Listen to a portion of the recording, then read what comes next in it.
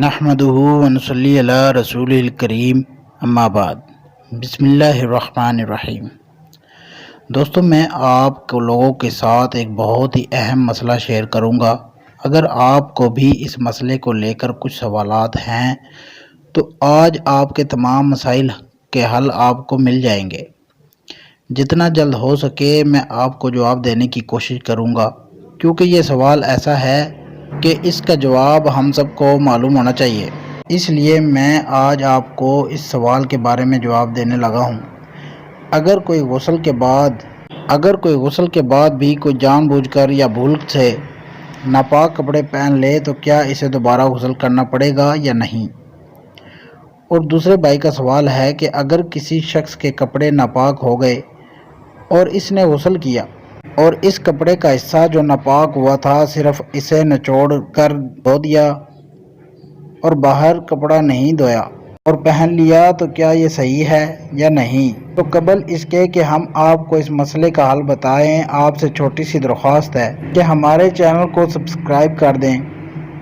اور میری باتوں کو غور سے سنیں تاکہ اس مسئلے سے متعلق جو بھی بات ہو وہ آپ کو معلوم ہو سکے۔ پہلے مسئلے کا حل یہ ہے کہ اگر غسل کے بعد ناپاک کپڑا پہننے کی وجہ سے کپڑے کی ناپاکی جسم پر نہیں لگی تو جسم ناپاک نہیں ہوگا، اور اگر کپڑے کی ناپاکی جسم کے کسی حصے پر لگ گئی، خاص طور پر ناپاکی تر تھی اور جسم کو لگ گئی، یا جسم کا پانی کپڑے کے ناپاک حصے میں لگ کر جسم میں لگ گیا،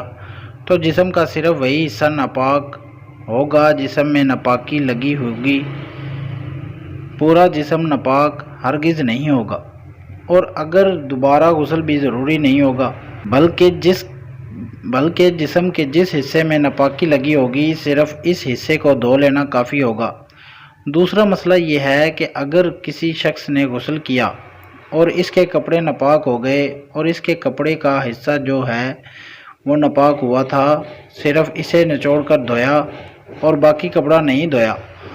اور پہن لیا تو کیا اس کا جسم جو وہ ناپاک ہوگا یا نہیں؟ تو اس مسئلے کا حل یہ ہے کہ اگر اس نے ناپاک